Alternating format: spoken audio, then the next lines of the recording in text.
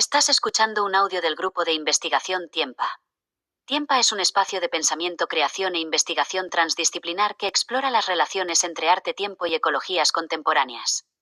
Este contenido forma parte de nuestras actividades académicas y de divulgación disponibles en nuestra web. Buenos días. Bueno, buenos días a todas, a todos, a todis. Continuamos con las jornadas. Habrá personas que estuvieron ayer, personas que no estuvieron ayer. La dinámica que seguimos en general en estas jornadas de TIDE, de temporalidades de emergencia, en general es pues, un invitado, en este caso Helen Torres, con la que nos apetece, ¿no?, compartir pues, una serie de cosas que estamos pensando en torno al tiempo, y después a continuación una mesa redonda pues integrada, una mesa redonda que no, bueno, es metafórica, ¿no?, pero un encuentro, digamos, con personas del grupo de investigación que van a pensar distintas cosas. En este caso empezamos directamente con Helen Torres, en una era, ¿no?, en la que podemos como encontrar todas las cosas en Internet. Me parece que tiene más sentido, ¿no?, pues decir el por qué, ¿no?, cuál es nuestra historia compartida y por qué creíamos que Helen, ¿no?, nos podía acompañar en este encuentro. La verdad es que la primera vez que conocí a Helen fue en el 2019 con unas jornadas que se llamaron Amor y Bios, que las organizamos con Miguel Martínez, que hablará después, junto con Eva Martínez. Las hicimos en el MACBA. Y la verdad es que fue increíble encontrarse con Helen allá, ¿no? Como ese encuentro, yo estaba como muy callado en plan, a ver, Helen, ¿cómo será Helen? ¿No? Hizo... Sí, fue como, wow. Ah, pero es ella. Claro, yo digo, se va a pensar que soy un señor o porque llevo polo. Claro.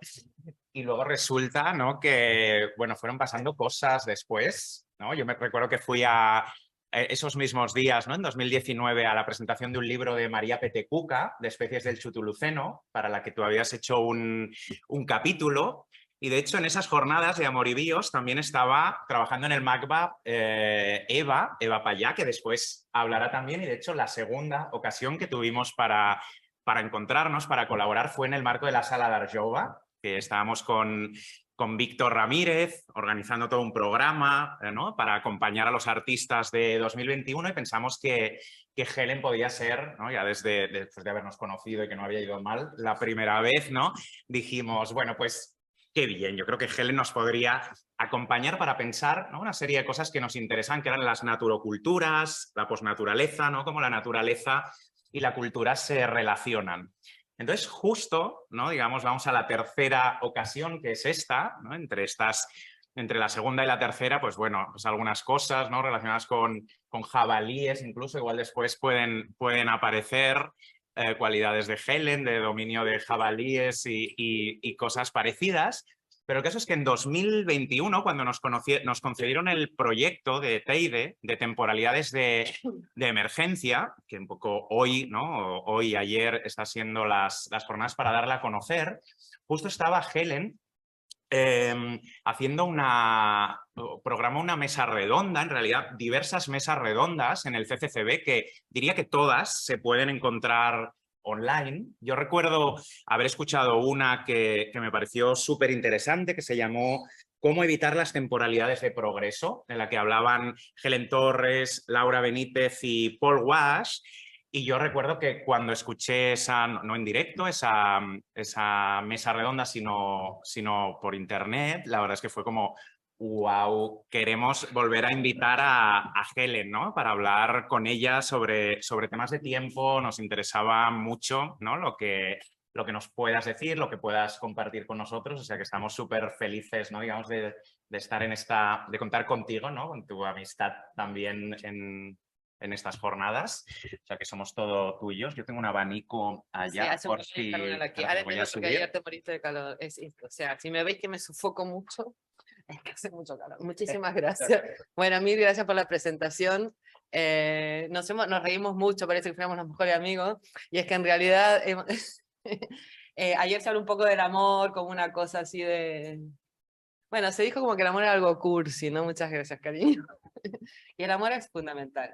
La primera vez que nos conocimos fue justamente en esas jornadas de amor y bios, y el tema era amor y vida. Yo fui a hablar de simbiosis, claro, de Donna Haraway y tal, y cómo la simbiosis es prestar atención a la simbiosis y prestar atención al amor, ¿no? Cuando Donna Haraway, empecé hablando de Donna Haraway, que no era mi intención, pero bueno.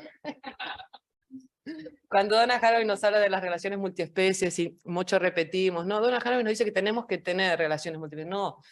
Bueno, no sé lo que dice bien, pero lo que yo creo que dice es, no, lo que nos está diciendo es que tenemos que prestar atención a las relaciones que ya tenemos, ¿no? A lo que tenemos, somos un mar de relaciones y existimos en la relación.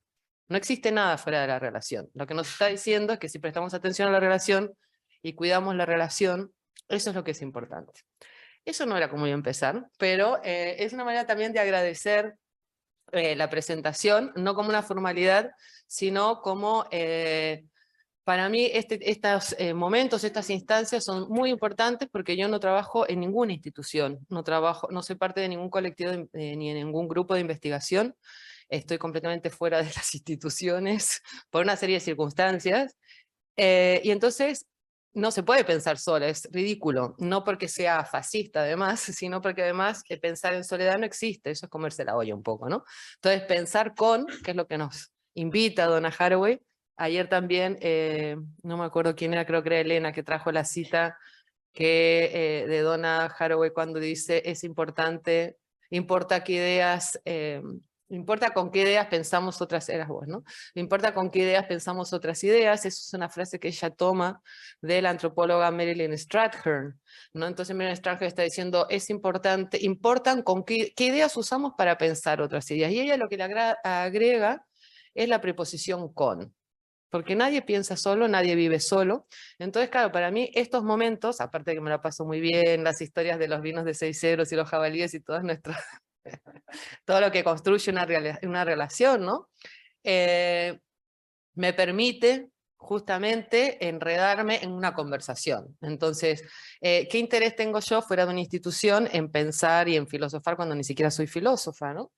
Justamente es encontrar y practicar otras formas de estar en el mundo. Suena muy ambicioso, pero va un poco por ahí, ¿no? Entonces, yo no iba a empezar así. Ayer, bueno, en esto del conversar con, ayer fue un día con muchísimos, que pasaron muchas cosas, ¿no? Que se dijeron se tiraron muchas ideas, se tiraron muchas semillas, y no sé, a mí me ayudó mucho a pensar un poco también lo que iba a decir hoy y en pensar en muchas más cosas, ¿no? Entonces, yo quería, en muchos momentos durante el día de ayer, pensé, no, tengo que cambiar la presentación porque esto ya lo está diciendo aquella, esto... ¿no? Entonces, por un lado, teníamos muchos referentes compartidos, ¿no? Se habló de Halberstam, se citó también bueno, a Donna Haraway. Se citaron a muchas autoras y autores que yo hoy voy a también citar y pensé, bueno, pero los vamos a hablar de distintos lugares, ¿no? Vamos a hablar de distintos lugares y me pareció más interesante empezar hoy, en vez de cambiar lo que pensaba que iba a decir, en empezar, o sea, no cambiar el principio, sino agregarle. Voy a agregar un principio, ¿no? Que es comentar un poco lo que a mí lo que bebí un poco de lo que pasó ayer, ¿no? Entonces, y en qué manera estas cosas que pasaron ayer conversan con el texto que les voy a traer. Porque en realidad mi presentación va sobre un texto que se llama El arte de la continuidad, y es un texto que justamente salió en el catálogo, ay, perdí la página, no importa, salió en el catálogo de ciencia ficción, que fue una exposición curada por María Petecuca en el CCCB, que era una exposición que se planificó antes de que empezara la pandemia. Por cuestiones de la pandemia se retrasó el proceso, y en el camino a mí me habían pedido un texto, entonces yo había pensado en unas cosas, pero el camino nos pilló la pandemia, entonces evidentemente por esto de pensar con, yo cambié gran parte de lo que decía y lo que pensaba decir, ¿no? Entonces yo les voy a traer ese texto, y en eso otra vez tengo que agradecer y insistir en la importancia de estos espacios para mí, ¿no? La importancia para mí de estos espacios de conversación, porque estoy en un espacio institucional. Entonces, no me interesa conversar en cualquier lugar tampoco, me interesa conversar en estos espacios. Me encanta que el aula está llena de estudiantes, y de gente joven, porque estamos hablando del futuro y todo el rato se habla de del futuro y la gente joven, ¿no? Y traigo el texto, y lo que yo quiero hacer en el texto es algo que para mí es un gran lujo, que es poder expandir el texto, ¿no? Es un texto que es muy abigarrado, es un texto que es como está lleno de nudos, ¿no? Que es para mí mi forma de escribir. Justamente por estar fuera de las instituciones, mi temporalidad es bastante confusa, enredada. Evidentemente es una temporalidad dentro de la precariedad, pero todos vivimos en la precariedad hoy, ¿no? Anna Singh, la gran antropóloga Anna Singh, nos dice que la precariedad es la condición de nuestro tiempo, no es una excepción, ¿no? Nuestras vidas están en entredicho, por lo tanto vivimos en la precariedad.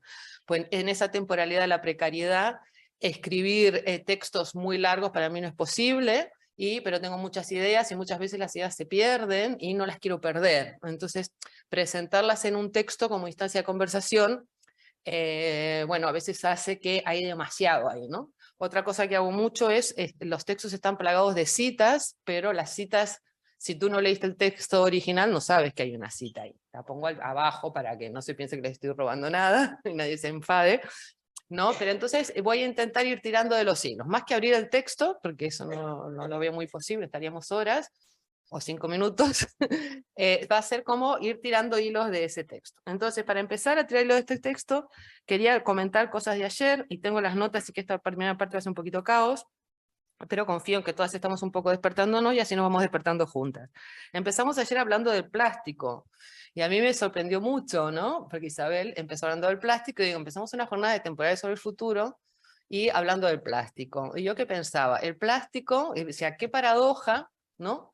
Porque el plástico, que es un símbolo del antropoceno, es un objeto casi eterno, ¿no? Es un objeto perenne. Entonces los humanos, a partir de la naturaleza, ¿no? Porque de dónde viene el plástico, viene del petróleo, que son desechos que han tardado, hablando de temporales, millones de años. O sea, el petróleo nunca se va a extinguir, sino que la aceleración del capitalismo no nos va a permitir conseguir todo el petróleo que queremos para seguir haciendo el desastre que estamos haciendo. Entonces, a partir de lo natural, y hago comillas porque parece que lo separamos, ¿no? Utilizando la tecnología, creamos un objeto que es eterno, y ese objeto eterno viene a cuestionar nuestra propia existencia. Entonces, de repente vemos el fin del mundo, utilizamos el plástico, ¿no? Para llenarnos de discursos apocalípticos, y el apocalipsis, ¿qué es? El fin de la humanidad.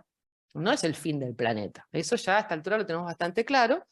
Ayer, entre otras cosas, hablamos también de las medusas, ¿no? Como las medusas pueden ser eternas. Y yo traje también unas diapositivas de medusas que pensaba sacar, porque me dice, ya se dijo ayer, digo, no importa. Es muy importante tener, no diría objetos, pero sí tener, trabajar con figuras, no con metáforas. ¿De dónde salen esas metáforas? Esas metáforas salen de cosas que existen, y ¿no? Como que las llenamos de significado. Entonces ahí tenemos las medusas, que son otra temporalidad. Y de alguna manera el humano, al mirar la medusa, dice, hostia, la medusa va a seguir viviendo millones de años y nosotros capaz que nos extinguimos. Entonces, eso era un apunte que quería hacer. ¿Por qué?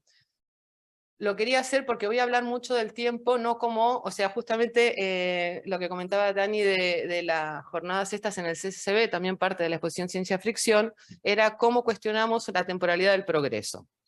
Esa pregunta yo me la hago desde Occidente. Si no fuéramos occidentales, no necesitamos preguntarnos eso. Porque fuera del mundo occidental, la temporalidad no es la temporalidad del progreso.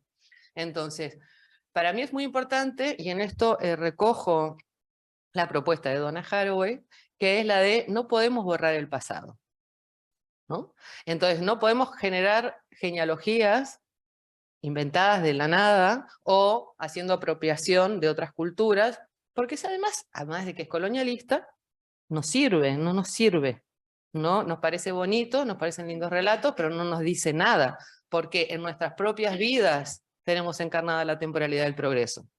Yo, si no, por ejemplo, no estaría en esta mesa, porque yo nací en un pueblo perdido, bueno, ni siquiera nací ahí, pero da igual, vivía en el campo, quizás ahora estaría arriba de un tractor, o criando 5 hijos, yo qué sé, no lo sé, pero yo estoy aquí por el relato del progreso en mi propia vida personal, del desarrollo personal, ¿no? Buscamos avanzar, mejorar, ese es el relato del progreso. Entonces, eso no es totalmente malo, si no, no estaríamos tan, digamos, seducidas por eso, y no hubiera funcionado tanto el capitalismo, es muy seductor, y nuestras vidas están configuradas a partir de esa idea.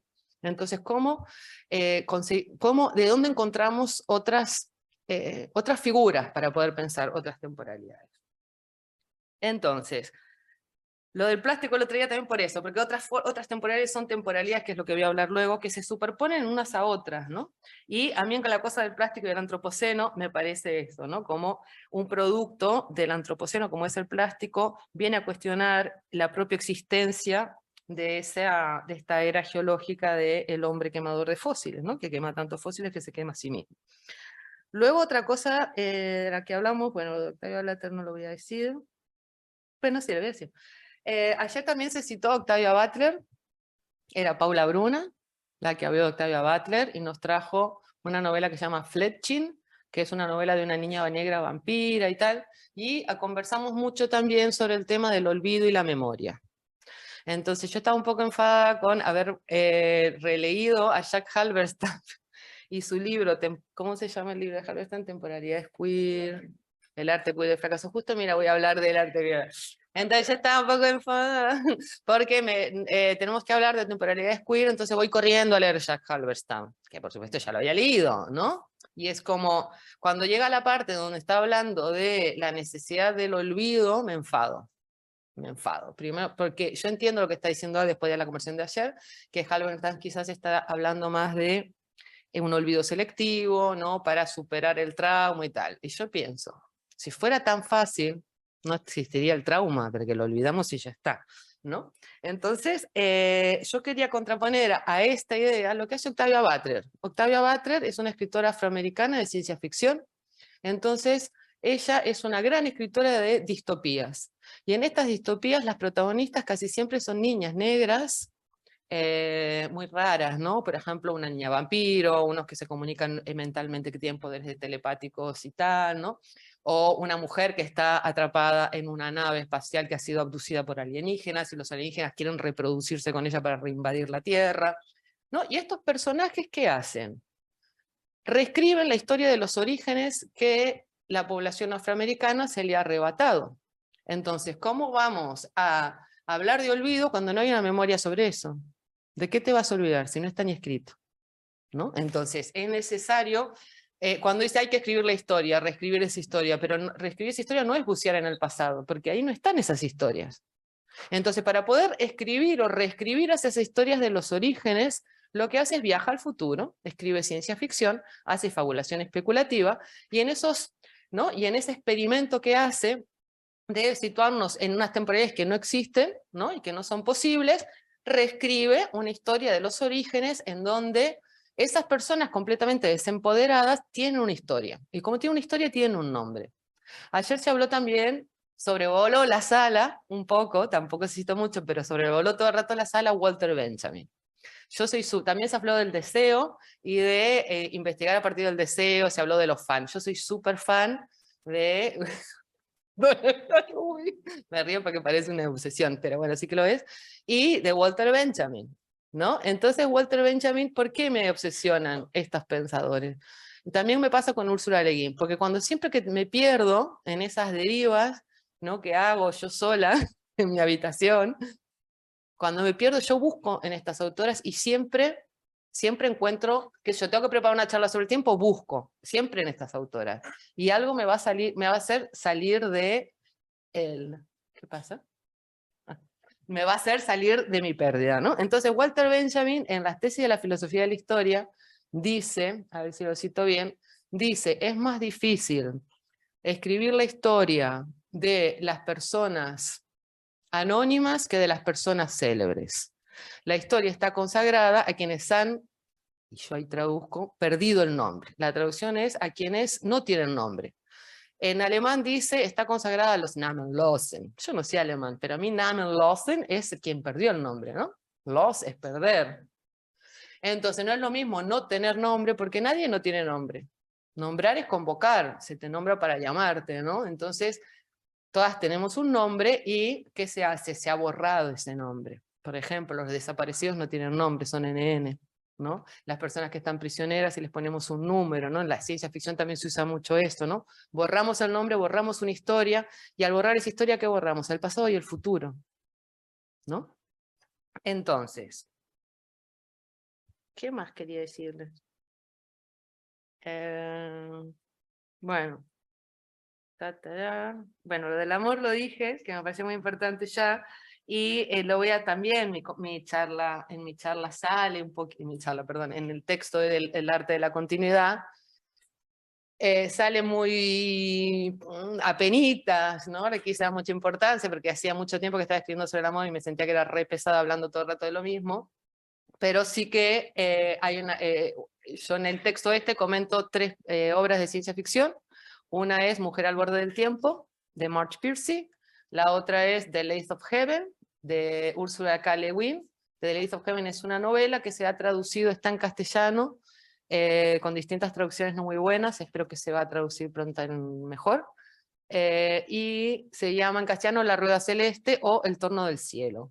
Bueno, en esta novela hay una escena, Sí. a mí recuerdo mucho siempre y es fascinante, y es que hay unos extraterrestres, no voy a contar nada más porque después voy a hablar de eso. Entonces el protagonista entra a la tienda de los... Hay una película en YouTube que les voy a pasar un pedacito por si la queréis ver. Entonces entra a esta tienda donde están los extraterrestres y él ha perdido a su amiga, ¿no? Entonces, lo más importante de su vida en ese momento es encontrar a su amiga. El mundo se hunde, todo es un caos, pero él solo quiere encontrar a su amiga. Entonces va a la tienda de los extraterrestres y el extraterrestre le da un disco, un LP. Estamos en los 80. Y el disco que es el disco de los Beatles. Él lo llega a su casa, lo pone, y ¿qué disco es? With a little help from my friends. ¿No? Y eso es un mensaje también del libro, ¿no? Que para poder transformar el mundo en algo mejor, no se puede hacer nunca sin la ayuda de los amigos. Este tema va a salir también en Woman on the Edge of Time, que es uno de los temas muy importantes de la novela, perdón, Mujer al borde del tiempo, de Marge Piercy, que es el primer texto que voy a comentar, porque sí, el amor es fundamental en esa novela. No, ya voy a ir hasta ahí. ¿Para qué más quería decir? De lo de ayer. Estoy con lo de ayer y ya me metí. Bueno, más o menos ya, igual si alguna cosa va a ir saliendo. Vale, vamos a entonces empezar.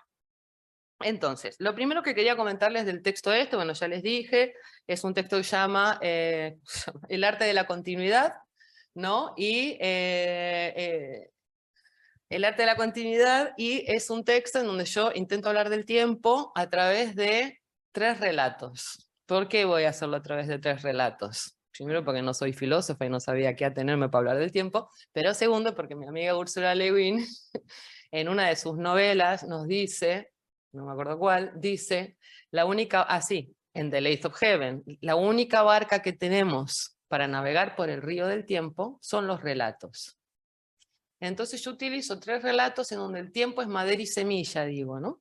Y donde se construyen, donde los personajes, digo yo, no van avanzando como en una vida del desarrollo, ¿no? No van avanzando por la vida como si fuera una autopista sin límite de velocidad, sino que son nodos, son condensaciones, y todas estas teorías, ¿no? De la física cuántica y de Donna Haraway, que a mí me gusta tanto, las ves ahí encarnadas en esos personajes cuyas vidas no son lineales, ¿no? Que tienen que tomar decisiones a veces y son muy equivocadas esas decisiones, y tú te enfadas. No son libros, 2 de los que comentan la historia son 2 libros y otro es música, es una mini ópera. No son piezas fáciles, agradables, que tú dices, te dan rabia muchas veces estas historias, porque te sientes completamente interpelada, ¿no? No son historias de triunfos y fracasos, no son historias del relato del héroe, ¿no? No son historias del progreso. Son las historias como las vivimos un poco en la vida verdadera, ¿no? En la vida real no es verdadera, ¿no? Que vamos hacia adelante y hacia atrás, ¿no? Nos confundimos, nos tropezamos, nos frustramos cuando sentimos que no avanzamos. Estos son estos personajes de estas novelas, ¿no? Entonces, ¿por qué yo en ese momento quiero hablar de eso? Me invitan a participar en esta expo de ciencia ficción y yo pensaba hablar sobre otras cosas mucho más bonitas y mucho más cool, que eran, pretendía con las distintas piezas que se presentaban en la exposición, la exposición de ciencia ficción está inspirada en el libro de Seguir con el problema de Donna Haraway, por eso me invitan a mí. Y yo digo, bueno, de las piezas que se presenten, puedo hacer una relación, no hablando, una relación entre Harow y estas piezas. Pero claro, cuando vino la pandemia y tal, a mí eso qué me importaba, las piezas ni nada, ¿no? Una de las sensaciones más fuertes que tuve cuando empieza la pandemia, ¿no? El momento este del tra, ¿no? Que empieza con el encierro. Y la paralización de nuestras vidas.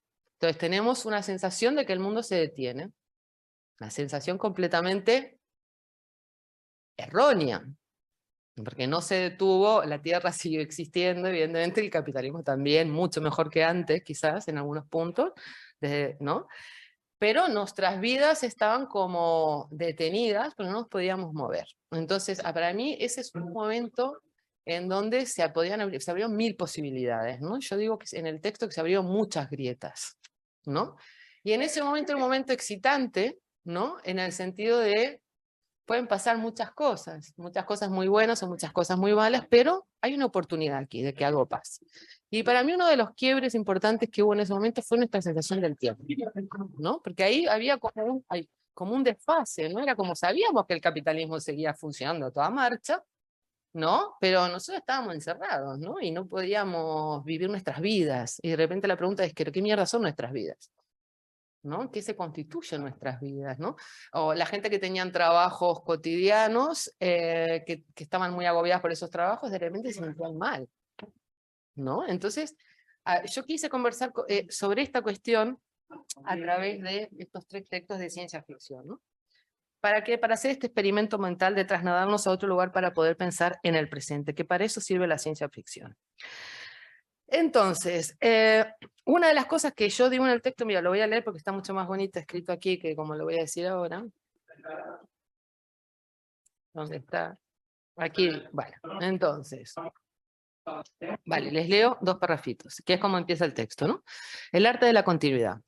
Vivir en tiempos pandémicos se ha transformado en un ejercicio entre la impotencia, el miedo y la necesidad de actuar. Muchas grietas se han abierto, pero una me interesa especialmente: la pérdida de la fe ciega en el progreso. Ese ansia por un crecimiento ilimitado, alimentado por el extractivismo y la explotación de lo que llamamos naturaleza. Por esa grieta se cuela como líquido corrosivo el discurso del apocalipsis, como si la desaceleración del capitalismo implicara el fin del mundo, como si los sueños y las prácticas de tantos pueblos que viven y mueren atados a la tierra en lugar de saqueándola, no fuera suficiente para llenar la grieta de agua limpia. Me salto un párrafo y luego digo, no confiamos en el progreso, pero no sabemos a qué aferrarnos.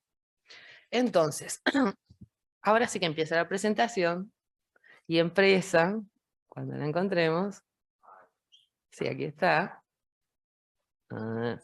empieza con, voy a empezar con Walter Benjamin.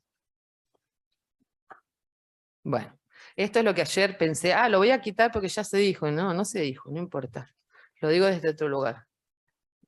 Entonces, esto que tenemos aquí, no sé por qué me inclino si puedo mover el coso. Este es el cuadro, un cuadro de Paul Klee, pintado en 1920, que se llama Angelus Novus, que es un cuadro que Walter Benjamin quiere mucho, a tal punto que lo compra. Porque es importante contar esto, que ayer lo estuvimos conversando con Isabel y nos contaba la historia, porque Walter Benjamin no tiene dinero, digamos. No está muy bien como para estar comprando cuadros. Sin embargo, este cuadro no se quiere separar de él. Y él lo que hace con este cuadro es pensar con. Él piensa con el cuadro. ¿Y eso qué pasa cuando se piensa con, que es un poco lo que hace Haraway, ¿no? Cuando piensa con los perros, cuando piensa con las medusas, Walter Benjamin piensa con este cuadro de Klee. Nos dan una herramienta. A mí lo que me interesa en el pensamiento no es repetir citas, porque como tengo la suerte de no ser académica, me da igual. A mí lo que me interesan son herramientas que nos ayuden a pensar.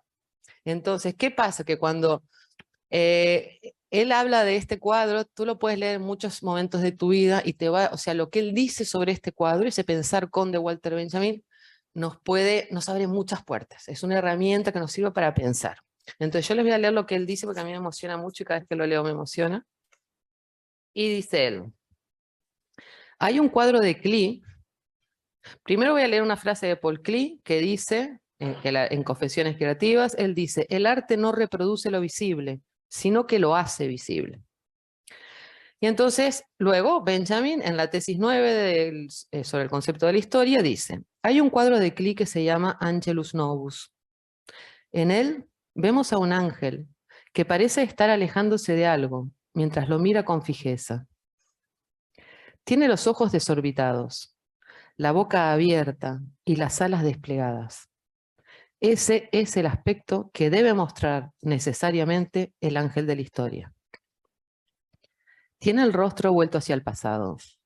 Lo que a nosotros se nos presenta como una cadena de acontecimientos, él lo ve como una sola y única catástrofe que acumula sin cesar ruinas sobre ruinas, arrojándolas a sus pies. Bien quisiera él detenerse, despertar a los muertos y recomponer los fragmentos. Pero desde el paraíso sopla un viento huracanado que se arremolina en sus alas, tan fuerte que el ángel no puede plegarlas. El huracán le empuja irresistiblemente hacia el futuro, al que le da la espalda, mientras el cúmulo de ruinas crece hasta el cielo. Ese huracán es lo que llamamos progreso. Entonces, yo sentí un poco que en ese momento del confinamiento, ¿no? Lo que se había detenido no era el tiempo, evidentemente, sino era el afán por correr detrás del éxito o la salvación, ¿no? Y estábamos un poco como el ángel del progreso. En un momento tenemos esa ilusión de que nos detenemos, como el ángel del progreso, y nos vemos de pie sobre ya no un cúmulo de ruinas, sino un cúmulo de ruinas y plástico. Nos vemos en un cúmulo de ruinas y plástico, ¿y qué hacemos? Nos quedamos inmóviles. Nos quedamos inmóviles, nos quedamos asustados como el ángel, con los ojos desorbitados, las alas plegadas, ¿no? Porque teníamos miedo, ¿no? Miedo a la muerte, sí, también, pero sobre todo miedo a la complejidad de la vida, que se nos presenta en esos momentos descarnadamente, ¿no? Yo creo que en parte esto ocurre porque, como decía antes, con la cosa esta que la idea del progreso y el desarrollo la tenemos tan incorporada en nuestras trayectorias vitales y en la construcción propia de nuestro deseo, ¿no? Sobre qué queremos hacer de nuestras vidas o lo que sea, es porque porque pensamos en términos vitalísticos, ¿no? Dentro de lo que es la escala humana del tiempo, ¿no? Pensamos... bueno, vamos a nacer, nos vamos a morir, y por eso es muy importante, ayer también se habló de esto, de la idea de continuidad a partir de la reproducción. Una de las cosas interesantes e importantes que se hace desde la ciencia ficción feminista es cómo pensar la continuidad de la vida y de la muerte, no a través de la reproducción, sino a través de la clonación, o la reescritura de los orígenes, ¿no? O la continuidad a partir del legado. Que eso ayer me quedé pensando que no hablamos casi del legado. El legado es fundamental, ¿no? Porque es justamente el legado también como algo material, es lo que traspasa, ¿no? Y une esas temporalidades y las concreta en un presente. Sí que se habló del tejido. Perdónenme que no me acuerdo de los nombres. ¿Cómo te llamas? No. Ana. Ana habló del tejido, y también eso es muy importante, porque en el tejido, ¿no? La cuestión de, ahí fue el único momento que hablamos del legado, la cuestión de los diseños, ¿no? En los pueblos originarios, los diseños de los tapices, ¿no? El arte de lo textil es totalmente un texto, ya la metáfora ahí está encarnada y es casi literal, ahí se están transmitiendo una serie de mensajes, ¿no? Entonces, eso es parte del excepcionalismo humano, ¿no? En pensar en términos vitalísticos. Entonces, aquí les traje, para que no me digan que no es hermosa, esta es una medusa que se llama Turritopsis dornii, ¿no? Turritopsis dornii. Y esta medusa que es realmente, leí en una noticia del Clarín y me hizo mucha gracia como estaba redactada, entonces se los traje como estaba redactada y decía: es efectivamente inmortal. ¿Por qué, amigas? Y ahora les voy a explicar. Porque dice que cuando su cuerpo está dañado, las medusas adultas maduras pueden retroceder en el tiempo, dice el diario, y transformarse en su versión juvenil, conocidas como éfiras. Y fíjense la foto esta que está hecha por esta científica Karen Osborne. Díganme que no parece un platillo volante. Aquí tenemos otra. Aquí es cuando baja el extraterrestre del platillo volante. No digan que no parece también. Y esta es una espécimen juvenil, ¿no? De la medusa esta. Entonces, en el Clarín esta noticia decía, las medusas mudan sus extremidades, se convierten en una gota a la deriva y se transforman en pólipos. Bultos ramificados que se adhieren a rocas o plantas. Poco a poco, la medusa brota del pólipo una vez más rejuvenecida, ¿no? Traigo estas imágenes porque además hay todo un imaginario también en la ciencia ficción, ¿no? Con lo de los pulpos y las medusas que están muy de moda, ¿no? ¿no? A partir de esta imagen podríamos hasta decir que son extraterrestres y nos encanta decir que algo cuando no cuadra en nuestro discurso es extraterrestre, ¿no? Es súper terrestre, los extraterrestres un poco somos nosotros al pensarnos fuera del tiempo y fuera del mundo, ¿no? Entonces, a ver si hay más diapositiva aquí. No. Vale, les voy a traer, antes de pasar a la próxima, es una cita de Dipesh Chakrabarty, seguro estoy pronunciando fatal, que estudia Walter Benjamin, y en su libro Provincializing Europe, qué mal inglés, nos dice que el tiempo, bueno, porque eso es una, perdón, estoy haciendo un lío.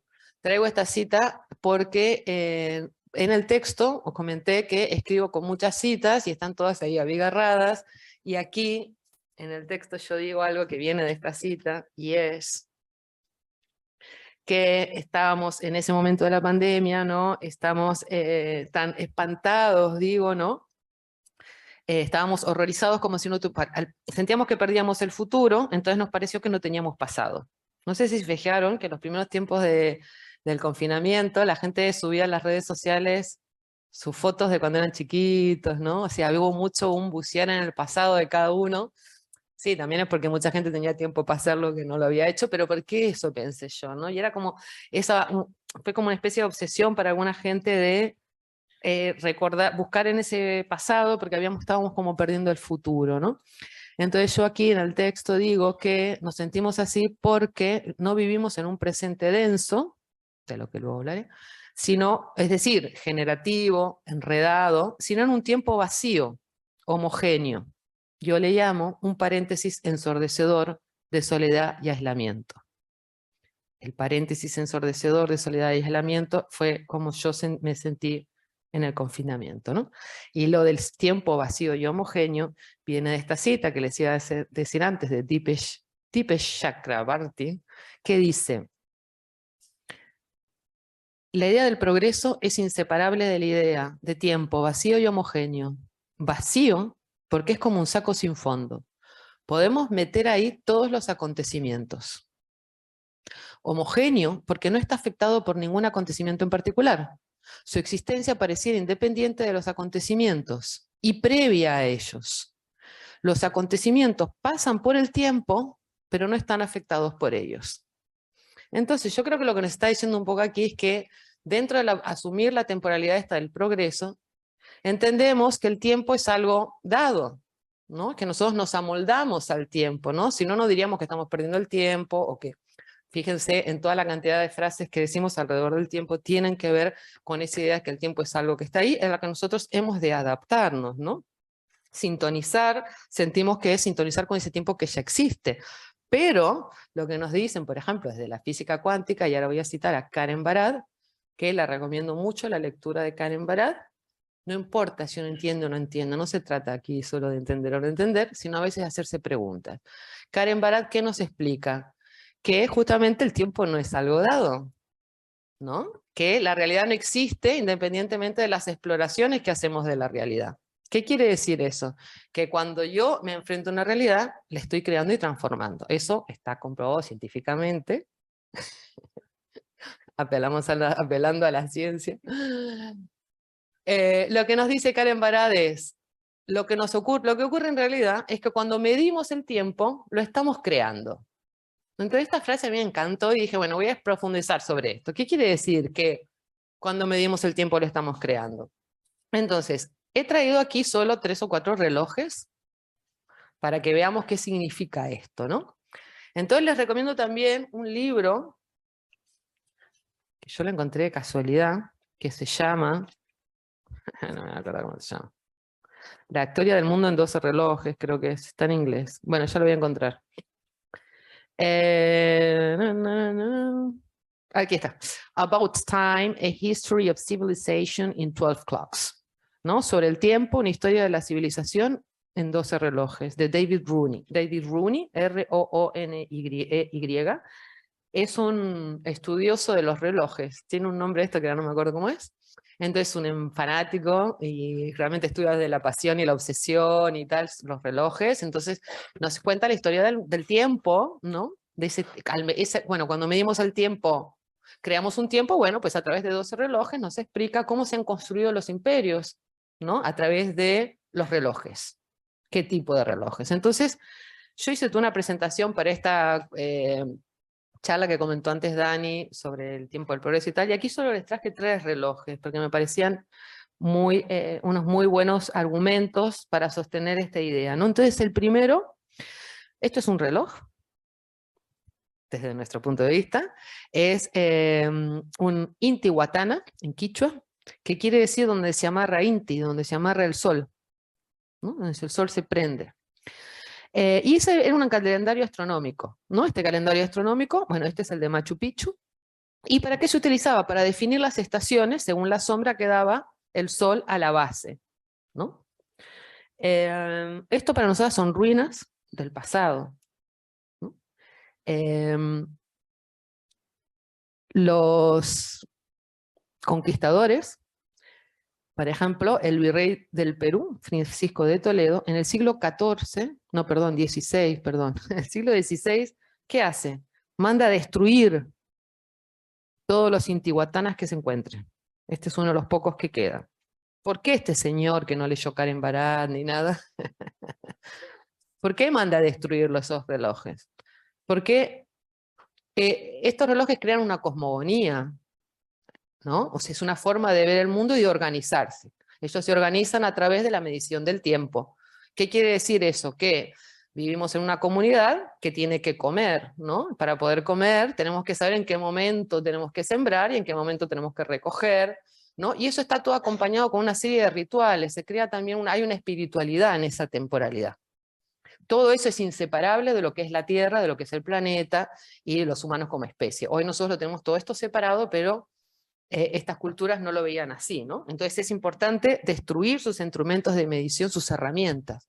Antes estaba hablando yo de las metáforas como herramientas. Es importante, ¿no? Para los españoles conquistadores, colonizadores, destruir esas culturas a través de la instrucción de sus herramientas. Por ejemplo, también destruyeron todos los quipus, ¿no? Que hablando de tejidos, los quipus justamente también, bueno, no me voy a meter en los quipus, perdón. En fin, entonces aquí tenemos un tipo de reloj que, como ya digo, construye mide el tiempo de tal manera que construye una cosmogonía, ¿no? El segundo reloj que traigo es un cronómetro, el cronómetro náutico, que es el primero que existe, que lo hace este señor John Harrison, que nada casualmente era inglés. Entonces estamos 1728, 1735, estamos en el siglo XVIII, la expansión del imperio colonial británico necesita buena medición para que sus barcos no se hundan en el océano con todo el oro que han robado. Vaya faena. Porque claro, los barcos ya, o sea, había en ese momento, no tenían estos cronómetros tan precisos y no podían medir la latitud. Para poder acercarse los barcos a las costas, por ejemplo, en el, ¿cómo se llama? En el sur de África, en el cono ahí. Bueno, ahí en el cabo de, ¿no se llama el cabo de la muerte? No, cabo de la Buena Esperanza. Mira cómo se llama, el Cabo de la Buena Esperanza. Ahí se perdían muchos barcos, entonces, claro, perdían toda la carga. Antes no les importaba tanto, porque la carga era básicamente de humanos, daba igual. Pero claro, cuando ya la carga empieza a ser oro, necesitan, entonces financian esto, investigación para que alguien cree un buen cronómetro que les pueda medir la latitud. Y este lo tenemos, que además lo veis que es muy bonito, ¿no? Entonces, este cronómetro, creado por Harrison, daba una referencia temporal fija. Piensen que en esa época no existía el GPS ni la radio, daba una referencia temporal fija de las estancias en los puertos para permitir precisión horaria de los cronómetros de a bordo, ¿no?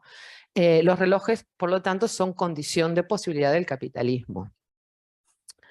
El próximo reloj que les traigo, ¿cómo te quedas con el reloj pulsera este? Este es un reloj atómico de rubidio, diseñado por la empresa alemana, importante también, Efratom, y los estadounidenses, década de 70. El de abajo es un reloj de cesio atómico, del quinto satélite GPS. Nosotros usamos el GPS, ¿no? Constantemente. Esta es la materialidad de ese tiempo. El tiempo también es una cosa material, los instrumentos de medición también son materiales, ¿no? Un reloj de estos hoy en día puede comprarse en el mercado por un precio de entre 200 euros y 80.000. 80.000 no tenemos, 200 igual sí que nos podríamos agenciar uno de estos maravillosos relojes para vivir una vida atómica. Entonces, les voy a leer 2 citas de Karen Barat, porque me parecen muy importantes en relación a esto de los relojes atómicos, ¿no? Ella dice: el último reloj atómico es tan preciso que no perdería ni ganaría ni un solo segundo en 15.000 millones de años. Más o menos nos dice la edad del universo. Y luego dice ella, lo digo en inglés, después lo traduzco porque me encanta cómo le dice: Who on earth needs such precise clocks? You may ask. O sea, ¿quién en el mundo, lo voy a decir en argentino, quién carajo necesita un reloj tan preciso?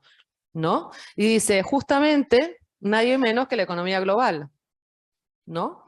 Las entrañas mecánicas del capitalismo, incluido el GPS, las telecomunicaciones y las transferencias de alta velocidad por las líneas de internet, dependen de estos relojes. Y luego dice Barat, el tiempo en sí mismo se ha vuelto atómico. El tiempo ya no tiene cara, ¿no? Como los relojes de cara, ni las manos, pero sí tiene un ritmo, un pulso. No, ahora no hay posibilidad de decir el tiempo sin el átomo, ¿no?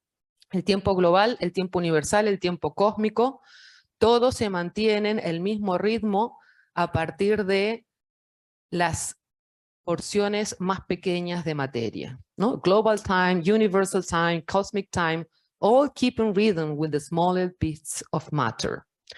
La colonización total del espacio-tiempo sincronizado al latido del átomo.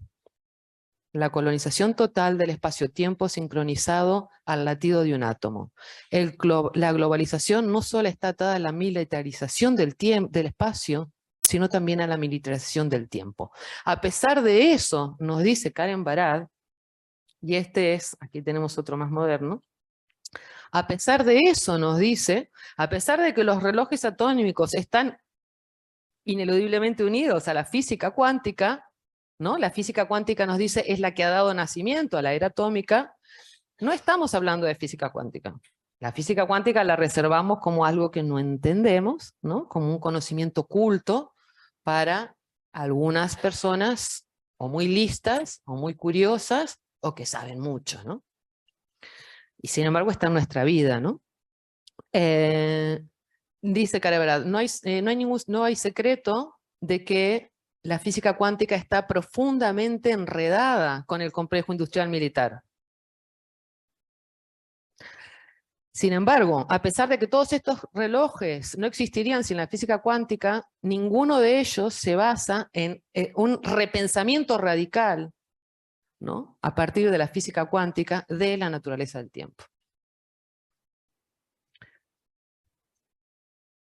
Entonces, bueno, esta es la última, en donde es a partir del libro este que os comenté anteriormente, de David Bruni, ¿no? Del About Time. Nos dice que, por ejemplo, el tiempo, ahí nos habla también de la materialidad del tiempo, ¿no? O sea, no solo estos relojes atómicos miden el tiempo, crean esa temporalidad tan rápida que guía nuestras vidas, sino que además lo venden, ¿no? Esto que está en la foto es la Telehouse North, que es el primer centro de datos de Europa donde se alojan servidores, y se abrió en 1990, todo el subterráneo hay densos cables, ¿no? de fibra óptica, ¿qué es lo que llevan en su interior? Tiempo, ¿no? Esta es la materialidad del tiempo del progreso. Por eso he traído esos relojes, ¿no? Entonces todo lo que llamamos la nube, el ciberespacio, es un mundo de electricidad, cemento y acero que ocupa mucho espacio y hace mucho ruido, genera mucho calor, consume mucha energía y además genera dióxido de carbono. Bueno. Entonces, un minuto, voy a tomar agua.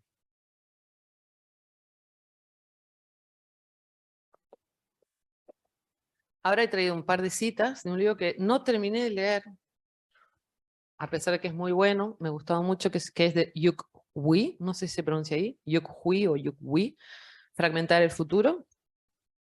Me parecieron muy buenas todas sus propuestas.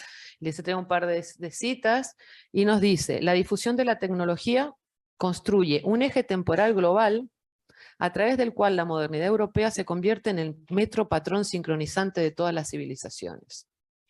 La tecnología militar y náutica permitió a los poderes europeos colonizar el mundo, allanando de esa manera el camino para lo que hoy llamamos globalización. Para poder separarnos de esta sincronización, dice, necesitamos una fragmentación que nos libere de la temporalidad histórica, lineal, definida por la secuencia premodernidad, modernidad, posmodernidad, apocalipsis. Fragmentación. Por eso el libro se llama Fragmentación del futuro. Bueno, ustedes dirán, ¿y esta tipa cuándo va a empezar a hablar de la ciencia ficción? Pues para poder hablar de la ciencia ficción partimos de aquí, ¿no? Estos son los elementos, todo esto que estoy hablando son un poco los elementos de las historias que les voy a traer. Otra autora que traigo también para conversar sobre el tema del progreso, el tema del progreso y del antropoceno, es la antropóloga Anna Tsing, de la que ya mencioné previamente. La antropóloga Anna Tsing hace un montón de cosas maravillosas. Yo os recomiendo también que visitéis el Feral Atlas. El Feral Atlas es un proyecto que está online. Porque a mí lo que me interesa mucho de lo que hace Anna Tsing es que, mientras que Haraway, por ejemplo, hace una crítica muy profunda al antropoceno, y nos dice, para poder hablar de antropoceno, tenemos que hablar también de capitaloceno. Si no, no tendríamos que hablar de antropoceno, dice ella. En cambio, Anna Tsing dice, ese es el nombre de nuestra época, y en realidad hace un poco lo que Haraway dice que hay que hacer, hay que asumir lo que hay y a partir de ahí cocinar. Cuando Haraway nos habla del compost, ¿qué nos dice? No podemos negar lo que ya pasó. Hay que asumirlo y a partir de ahí buscar desviaciones de eso. Y eso es lo que hace Anna Tsing. Entonces ella habla del antropoceno y luego nos dice cosas como esto, ¿no? De que hoy las ruinas son nuestros jardines, que cita que ayer nos trajo Dani. ¿Qué quiere decir eso? Que vivimos en un mundo devastado, en un mundo herido, y tenemos que cultivarlo porque es lo que hay que cultivar, ¿no? Entonces ella habla mucho del progreso y nos habla de cómo busca esas otras y crea esas otras temporalidades. En este libro, que se tradujo el año pasado por Capitán Swing, La Zeta del fin del mundo, un libro también que recomiendo mucho a su lectura porque también está hecho de fragmentos y de historias. Ella nos cuenta la historia de un hongo que se llama Matsutake, que es un hongo como de la alta cocina, ¿no? Y muy, muy apreciado, sobre todo en el Japón. Y nos cuenta la historia de estos hongos Matsutake, que son hongos radioactivos, bueno, que solo crecen en terrenos devastados, ¿no? Entonces, por ejemplo, cuando después de la bomba atómica, ¿no? Entonces estos tienen la particularidad de los Matsutake de que no se pueden cultivar. Hay que ir a donde crecen, a los bosques contaminados. ¿Qué es interesante, aparte de lo bonito que es la historia, es quiénes recogen estos hongos y cómo se venden? Entonces lo que hace Anna Tsing, a partir de todas estas historias que están todas como pareciera separadas, ¿no? Hay la historia del hongo en sí, la historia de la destrucción de esos bosques, la historia de estos Matsutake creen, por ejemplo, en los bosques de Oregón, que son bosques también muy contaminados, ¿no? Entonces, ¿quiénes van a recogerlos? Todos los parias, ¿no? Entonces está la white trash americana, la gente que son refugiados vietnamitas de la época de la guerra de Vietnam, descendientes, ¿no? Entonces hay todo un montón de gente que se llevan fatal entre sí, que trabajan en la nocturnidad, que venden estas setas a un precio ridículo, setas que se venden por una fortuna en el mercado internacional, y luego también nos cuenta la historia de los mercados, ¿no? Y cómo se mueven, ¿no? Entonces, en este libro ella habla mucho de esta historia del progreso, y aquí es donde dijo esta frase que me gustó tanto, que ya se las dije, lo de que la precariedad es la condición de nuestro tiempo. Entonces, la cita de esta dice: el progreso es una marcha hacia adelante que arrastra a otras clases de tiempo a sus propios ritmos.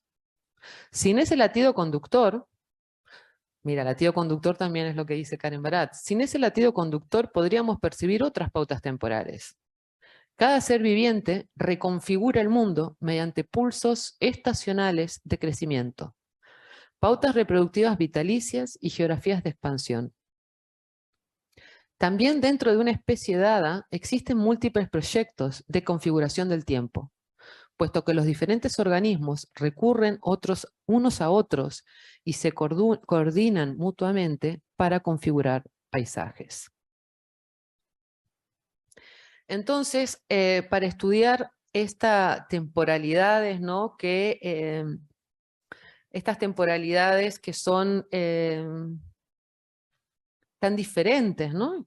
Paralelas y que se superponen, ¿no? Ella nos habla de supervivencia colaborativa, ¿no? Entonces ella dice, estas personas que están recogiendo estos hongos, ¿no? Y que todas ya, como os comentaba, ¿no? Hay personas de Guatemala, los ex refugiados de la guerra de Vietnam, los blancos que no escapados del gobierno, ¿no? Para poder sobrevivir establecen una especie como de pactos, digamos, que ella llama supervivencia colaborativa, y para estudiar esa supervivencia colaborativa es que nos habla de la precariedad, ¿no? De la precariedad como una herramienta de análisis social, ¿no? Utiliza la precariedad como una herramienta de análisis social, ¿no? ¿Qué es la precariedad? Ella dice, la precariedad es la condición de ser vulnerable a otros. Eso es la simbiosis también, ¿no? Los encuentros impredecibles nos transforman, no tenemos el control, ni siquiera de nosotros mismos. Incapaces de basarnos en una estructura de comunidad estable, nos vemos abocados a una serie de conjuntos cambiantes que nos reconfiguran al igual que a nuestro prójimo. No podemos confiar en el status quo, todo está en constante fluctuación, incluida nuestra propia capacidad de supervivencia. Entonces, ¿qué tiene de interesante, nos dice Anna Sim, pensar en términos de precariedad y en qué sentido modifica el análisis social?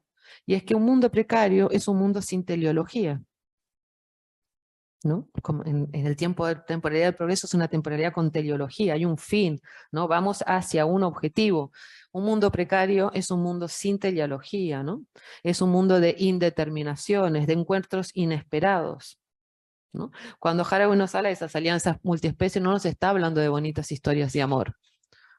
Nos está hablando de simbiosis, donde hay una necesidad de establecer alianzas y donde no se puede siempre ganar, evidentemente, ¿no? A veces se gana y a veces se pierde. ¿Qué quiere decir que se gana y se pierde? A veces se muere y a veces se continúa viviendo, ¿no? A ver si tengo esta cita aquí para compartirles. Sí. Esta y después ya creo que... Pensar en términos de precariedad, bueno, eso ya lo dije, un mundo sin teología, la indeterminación, la naturaleza no planificada del tiempo resulta aterradora. Eso es como yo no sentí que estábamos cuando estábamos confinados. Pero pensar en términos de precariedad hace patente que la indeterminación también posibilita la vida. Por eso traigo lo de la simbiosis. La única razón por la que esto nos suena extraño es que la mayoría de nosotros hemos crecido en el contexto de los sueños de modernización y progreso. Estos marcos organizan aquellas partes del presente que podrían conducir al futuro. El resto son triviales, se salen de la historia, ¿no? Yo empecé hablando un poco de mi propia historia personal, de decir, si no hubiera tenido yo muy incorporada la idea de progreso, no estaría sentada en esta mesa, me hubiera quedado en mi pequeña provincia natal. Y sin embargo, si yo ahora contara un relato de mi vida, me preguntarías cómo es que llegasteis aquí, eliminaría todas estas partes del relato que no contribuyen a la teleología de por qué yo llegué aquí. Entonces, ¿qué hacen así? Busca justamente esas historias que no están contadas, esas historias que fueron dejadas de lado porque son triviales, ¿no? Bueno, entonces, yo ni sé qué hora es, pero ya me toca empezar a contarles las historias de ciencia ficción. ¿Qué horas tenemos? ¿Y hasta qué hora tengo que hablar? Hasta las 12 con el debate. ¿Me quedan 20 minutos? Sí. Mentira. Bueno, se me re fue la olla y no les conté nada de la historia. Bueno, esto ya se los dije, el relato es nuestra única barca para navegar por el tiempo. La primera historia que cuento es la historia de... Uy, está yendo para el otro lado. No. Ah, no, claro, aquí no tengo que diapositivas, no importa. La primera historia que les cuento, les voy a contar, es la historia escrita por Marge Piercy, que es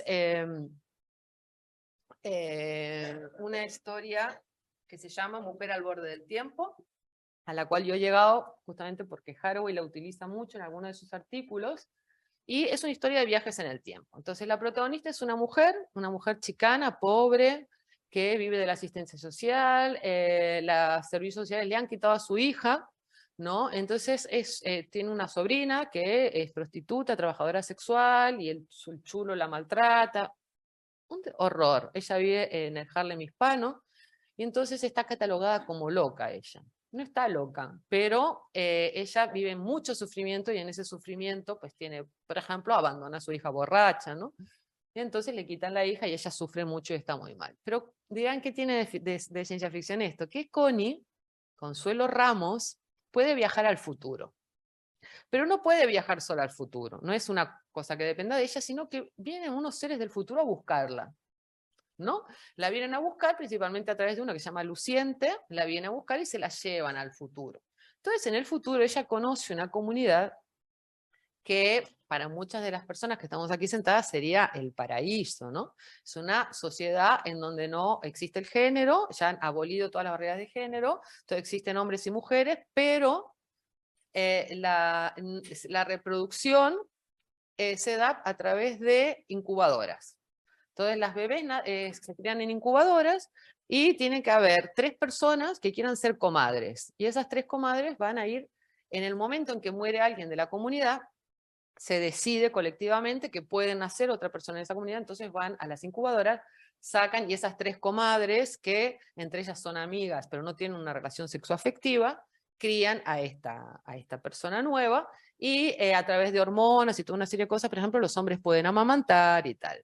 Entonces, claro, cuando Connie, entonces no hay diferencias de género. Claro, cuando Connie va ahí, tampoco hay diferencias de raza, ¿no? Entonces, por ejemplo, encontramos un judío negro y cosas así. Connie va ahí, le parece espantoso, horrible. Entonces, eso es una cosa que a mí me parece interesante en esta novela. No es una novela solo de viajes en el tiempo donde la autora nos cuenta sobre un futuro maravilloso, sino que ella nos cuenta ese futuro maravilloso, nos pone como testiga y narradora, porque toda la historia está contada desde Connie, ¿no? A través de una persona que es una persona de su tiempo. O sea, nosotras, aquí ahora nos llevan a 100 años al futuro, capaz que no nos gusta todo. Entonces, una de las cosas que a ella le parece espantosa es que hayan las mujeres renunciado a la maternidad. Porque su sufrimiento es que le han arrebatado a su hija. Entonces ella los llama esos monstruos del futuro. ¿Qué sabréis vosotros de lo que es parir, ¿no? ¿Qué sabéis vosotros de lo que es amar un hijo? Cómo las mujeres han perdido el gran placer y el único mínimo poder que teníamos, dice, que es al de amamantar, ¿no? Entonces, claro, vos lees eso y te da rabia Connie. Y decís, Connie es una idiota, o sea, tiene la posibilidad de estar ahí y está encerrada en un psiquiátrico que le están llenando, o sea, hay una cosa importante en el libro, que hay toda una investigación de la autora sobre toda una serie de terapias invasivas que se realizaron a las personas, experimentos que se hacían con simios, ¿no? Y también con humanos pobres en Nueva York, en este caso, de control mental, ¿no? De insertar en las personas en la cabeza un aparato para movernos un poco como si fuéramos robots. Estos experimentos son reales, ¿no? Entonces ella los usa en la novela para contarnos cómo está Connie ahí encerrada, y sin embargo cuando viaja a ese futuro, ¿qué pasa? No le parece del todo bien, y la cuestión interesante es ¿por qué la van a buscar a ella?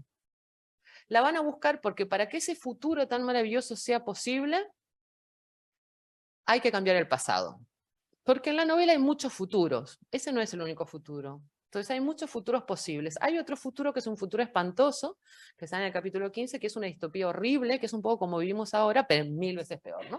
Pero un poco, imaginemos que siguieran estas tendencias, ¿no? Como podría ser un poco Cuento de la Criada, pero más heavy, ¿no?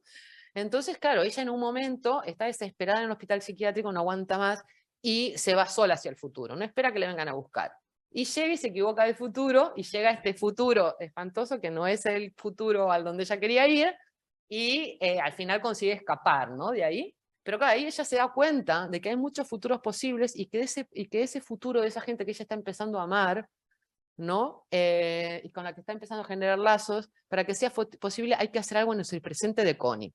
Y ellos los vienen a buscar porque ellos están en guerra contra ese otro futuro. En ese futuro están en guerra contra el futuro chungo, digamos. Entonces van a buscar a gente como Connie, y ella dice, pero si yo no soy nadie. Y dice, no, vos sos una persona sensible y por eso te vinimos a buscar para que hagas cambios. ¿Qué es lo que me alucina de la novela y por qué la traigo aquí con lo del tiempo en este texto? Porque en esos viajes en el tiempo ella empieza odiándolos y llamándoles monstruos del futuro, pero a través de esos viajes, ¿qué hace ella? Va reescribiendo la historia de su propia historia de vida.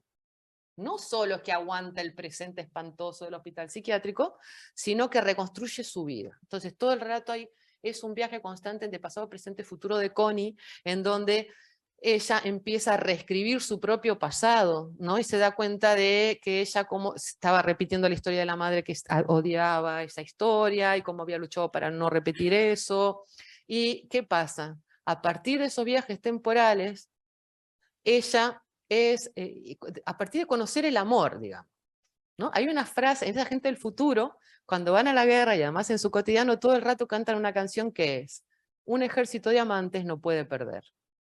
Entonces ella a partir de eso transforma su propio pasado, no lo borra. Hay una cosa importante que dice Karen Barat: el pasado no se puede borrar, las huellas del pasado están en el presente, ¿no? Están en las rocas. Lo que se puede es redimir de alguna manera. Y eso es lo que ella hace. Y a partir de eso puede tomar decisiones en su presente. Porque ella, como nosotros estábamos y estamos bastante, o todavía hoy día, está inmóvil, ¿no? Ella acepta toda la mierda que es su vida, y es a partir de poder imaginar no un futuro mejor para ella, un futuro para su hija. Ni mejor ni peor, un futuro, una vida posible. Ayer hablamos de las vidas posibles. Las vidas posibles, ¿quiénes son? Las que pueden ser lloradas. ¿Quiénes son? Las que tienen un nombre. Ella piensa ahí en un momento, hay un momento de la novela, que se los iba a leer, pero se me hace un poco largo. Hay un momento de la novela en donde ella dice, después de haberlos odiado y llamarles monstruos del futuro, les dice: Angelina, se las entrego. Es como que emocionalmente ella les entrega a su hija a esos seres del futuro porque sabe que va a vivir mejor, en un futuro que ella no entiende, que no le gusta, pero que va a ser mejor para su hija, ¿no? Mujer al borde del tiempo. Entonces, yo traía también para compartirles un pedazo de una entrevista que está en el YouTube a la autora Marge Piercy. No la voy a poner porque no tengo tiempo, pensé que me sobraba el tiempo. ¿Por qué les recomiendo que la miréis? Porque a mí me parece muy importante saber quiénes escriben las historias que leemos, ¿no? Porque esta persona, Marge Piercy, es una mujer comunista, feminista, una luchadora de toda la vida, y ella considera que, y dicen esas entrevistas, que la utopía nace de la carencia, del dolor, ¿no? Nace de lo que no tenemos, y para poder imaginarnos unas vidas distintas a nuestro presente, tenemos que poder soñar y saber qué queremos. Y eso puede ser una utopía o una distopía. En su novela no hay una distinción, hay utopías, distopías, hay muchas historias, ¿no? Entonces, me parece muy importante verla a ella cómo lo dice, con la pasión que lo dice, ¿no? Una mujer de más de 80 años. La segunda historia que les traía, me da mucha lástima, pero no, no, todavía no, falta. La segunda historia que les traigo, a ver, esta sí les voy a mostrar, es la historia del Layers of Heaven de Ursula Le Guin, ¿vale? Que es la historia de un personaje que se llama George Orr. Es en realidad un homenaje a George Orwell. Y este personaje que se llama George Orr, lo que le pasa es que tiene sueños efectivos. ¿Qué quiere decir? Que el sueño y lo que sueña se hace realidad. Entonces eso le parece espantoso, porque claro, no puede controlar lo que sueña. Entonces se despierta y se encuentra con el marrón y dice: "Hostias, ¿qué he hecho?", ¿no? Entonces, ¿qué hace? Se atiborra de barbitúricos hasta que al final encuentra un psiquiatra, ya lo empieza a tratar, que se llama el Dr. Haber. Y el Dr. Haber es un buen samaritano, tiene muchas buenas intenciones y dice: "Esto es genial, vamos a cambiar el mundo", ¿no? Entonces lo hace soñar y le induce a través de hipnosis una serie de sueños, ¿no? Entonces, por ejemplo, dice, no sé, vamos a acabar ¿no? Con la discriminación de raza, sexo y tal. Entonces, sueña, lo pone a dormir a George, se despiertan por la mañana y raca, en el mundo todos son grises. Se acabaron las distinciones. Entonces, claro, George empieza en este mundo y siempre ¿qué pasa? Y esto es una cosa que nos dicen Karen Barad. Podemos intentar cambiar el pasado, pero no sin un precio. Eso tiene consecuencias. Lo voy a leer como lo dice Karen Barad. Y ella dice: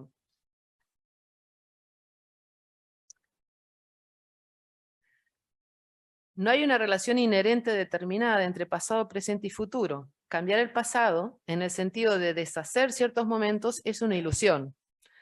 El pasado, como el futuro, no está cerrado, pero no se trata de borrar. El pasado puede redimirse, reconfigurarse productivamente en un despliegue iterativo de materia, espacio-tiempo. Pero sus efectos sedimentarios, su huella, no puede borrarse. La memoria de sus efectos materializados está escrita en el mundo. Cambiar el pasado siempre tiene un precio o una responsabilidad. Entonces, ¿qué pasa? Que siempre cuando se despiertan, todas las buenas intenciones de Herbert, ¿qué pasa? Que hay un lío que hay que arreglar. Hay algo que falta siempre. Hay una pieza que está mal, ¿no? Por ejemplo, en la parte que les traía de la película que no les voy a poder compartir, la podéis encontrar también en el YouTube, de Layers of Heaven. Es una película que la recomiendo, es una película de los años creo que 80 o así, muy vieja, es una película que a ella, a Ursula K. Le Guin, le gustaba mucho. Por eso la recomiendo, porque es una película hecha de un libro en donde ella dice que era imposible hacer una película de ese libro, porque ella dice que en ese libro no pasa nada. ¿Por qué? Porque no es una historia de un héroe que vive una gesta, es una historia sobre el deshacer, ¿no? Ellos rehacen mundos y los tienen que deshacer, y así están todo el rato rehaciendo y deshaciendo el mundo. ¿Y qué pasa? Que cada vez es más caos, cada vez es más lío, y George llega un momento que no aguanta más, ¿no? Mientras tanto, él va gestando una relación de amor, y eso es lo que le ata a la vida, ¿no? A estos cambios temporales, ¿no? Entonces, yo la uso para hablar del presente denso a esta historia, ¿no? En el sentido que el presente denso es este tiempo enredado, este tiempo generativo, ¿no? En donde es el momento de la responsabilidad, nos dice Haraway, ¿no? El tiempo de la responsabilidad y del equilibrio del mundo. George Orr es un hombre que no quiere hacer tantas cosas, ¿no? Entonces, el Dr. Hebert es un poco como nosotros, que queremos cambiarlo todo, ¿no? Y no se da cuenta que esas intervenciones tienen unas consecuencias graves y que lo que está haciendo es actuando separado del mundo, ¿no? Yo aquí en el texto digo, somos parte del mundo, no estamos en el mundo. Y dice George Orr, camino sobre el suelo y el suelo recibe mis pasos. Respiro el aire y lo cambio. Estoy completamente interconectado con el mundo. Para hacer el bien, no basta con creer que se está en lo cierto y que tus buenos motivos son suficientes. Es necesario estar en contacto. Prestar atención, que es lo que decía yo antes. Entonces, hasta aquí tenemos las historias como bolsas de viaje, que fue la primera parte, el relato de Marge Piercy. Es una historia como bolsa de viaje, la considero yo. Luego la segunda, la del presente denso, ¿no? Y la tercera, lo que les he traído no es una historia escrita, ¿cómo se hago para ver? Aquí. No es una historia escrita, sino que es una mini ópera del artista Alicia Crampton Chukimia, que es una artista aymara estadounidense, y ella, no sé si la conocéis, no, ella hace música y performance, y entonces la traigo, bueno, lo que he traído básicamente es la que comento aquí, es esta pieza que es una mini ópera que dura como media hora, que se llama Dissolution of the Sovereign, a Time Slide into the Future, ¿no? Que es la disolución del soberano, ¿no? Y entonces ella lo que hace aquí es justamente todo un poco lo que venimos hablando antes. Voy a separarlo por dos partes, pero primero, bueno, digamos que tiene tres partes la pieza. Por un lado, la historia en sí. Por un lado, la historia en sí. La historia en sí es, ella lo que hace es nos cuenta la historia de Bartolina Sisa, ¿no? Revolucionaria aymara, que fue brutalmente asesinada por los conquistadores. Entonces ella nos cuenta una historia de ciencia ficción en el futuro, después de las guerras Google y no sé qué, y dice que la atmósfera sobre la Tierra es irrespirable, entonces solo viven en sótanos subterráneos, que eran el antiguo complejo carcelario de Estados Unidos, y ahí viven lo que ella llama la resistencia trans. Entonces la resistencia trans que vive en estos subterráneos, ¿no? Conectan con una inteligencia artificial, resucitan a Bertolina Sisa, es un delirio todo, resucitan a Bertolina Sisa y con eso configuran una superinteligencia artificial que destruye al soberano.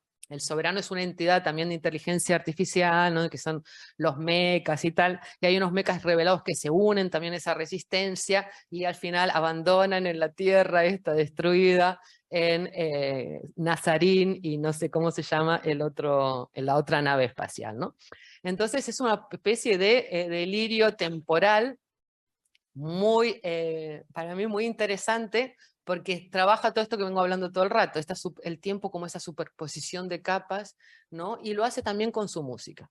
La música de esta pieza está, es como una especie de, sí, muchas capas superpuestas en donde hay desde la Quinta Sinfonía de Beethoven, mucha música andina, música folclórica, que ella trabaja mucho porque dice que nos trae la música folclórica, justamente es eso, traer del pasado, ¿no? Algo que no ha sido escrito, que es la memoria también de los antepasados, y la mezcla con la modernidad, y la mezcla con los sonidos del cotidiano, por ejemplo, el sonido de la cadena del váter, todos esos sonidos los podemos encontrar en esta pieza alucinante, en donde, por eso decía que tenía 3 partes, la tercera parte es el propio cuerpo del artista.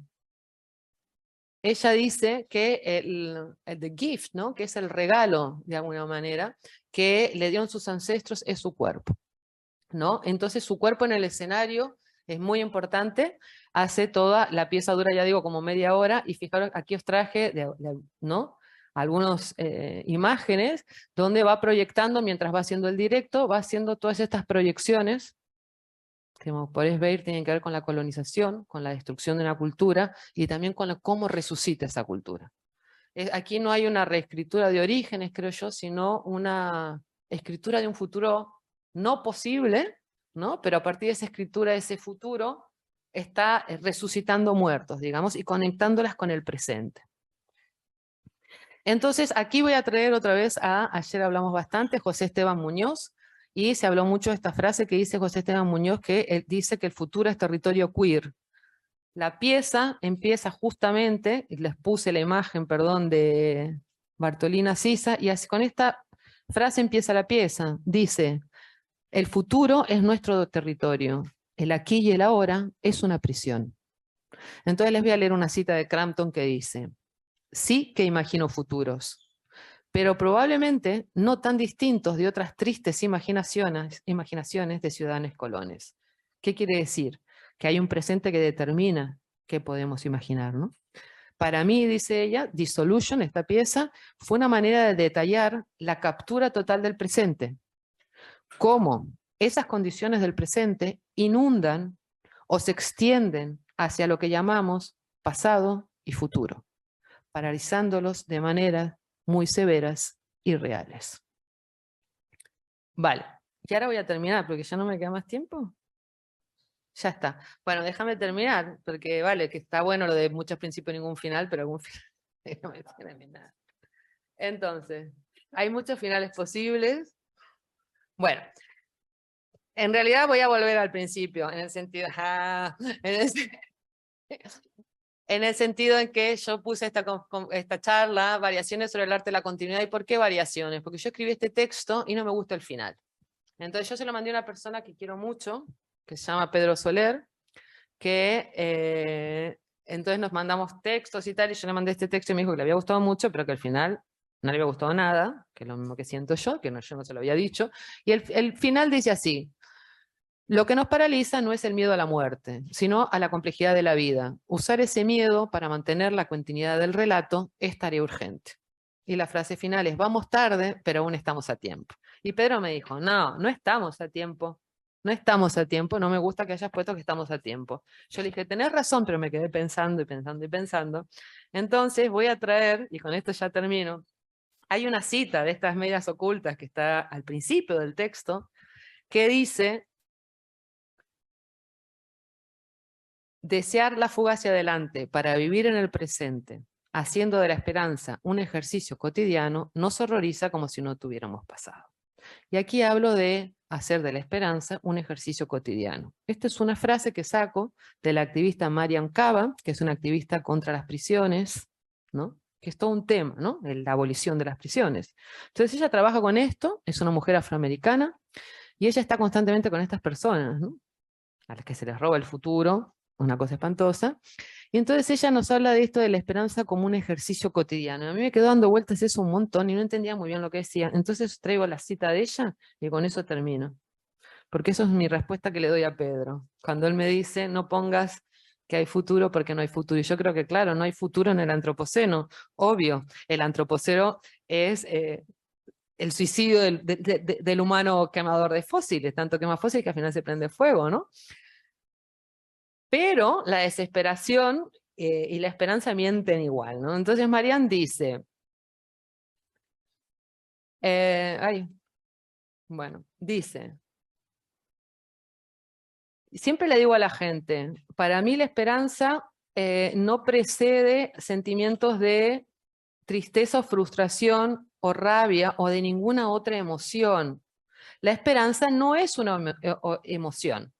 La esperanza no es optimismo. Creo que entender eso es muy útil en mi práctica sobre la organización, ¿no? Y ella habla ahí de que la esperanza es un ejercicio cotidiano, no es una emoción, algo a lo que uno apela, sino algo que necesita para poder continuar. Y entonces yo con eso voy a terminar. Y me quedan más cosas, por supuesto, pero ya las veré en otro chat.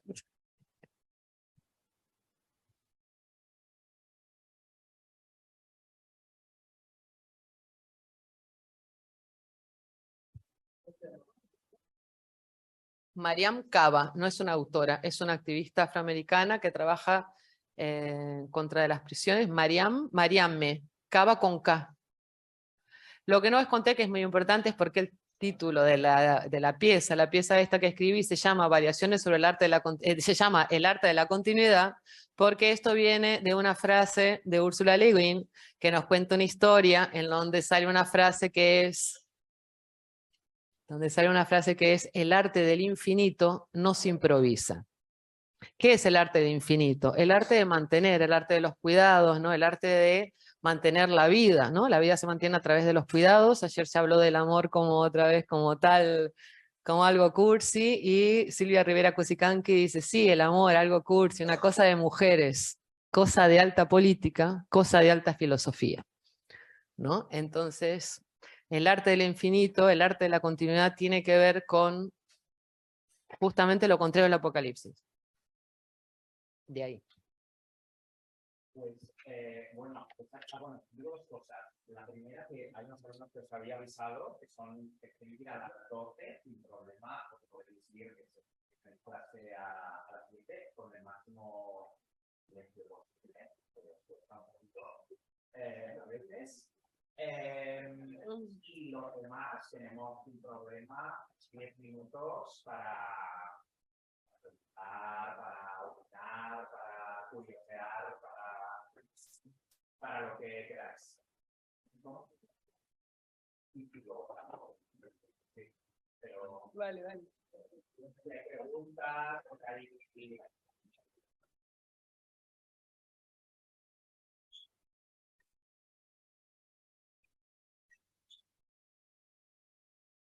A nosotras, adiós. Adiós. Adiós, chicos.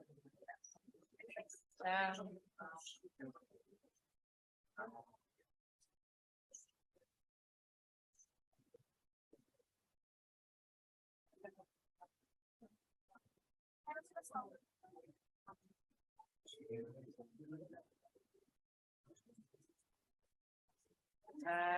De nada.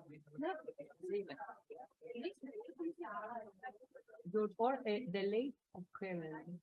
El torno del cielo sería. Está en inglés y en castellano. Y hay la película también.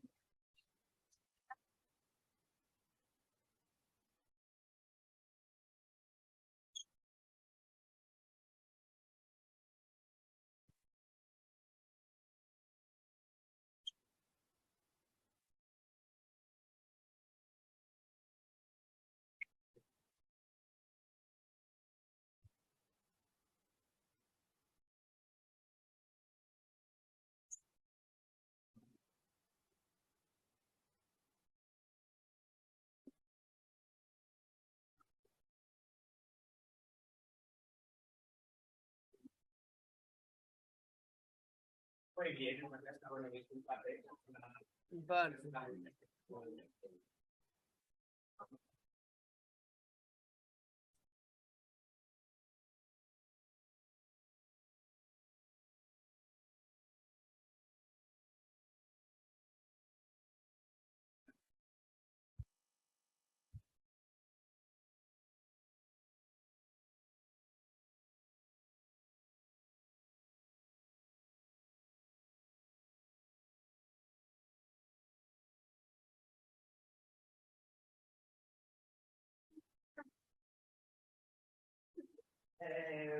Pues lo que estamos.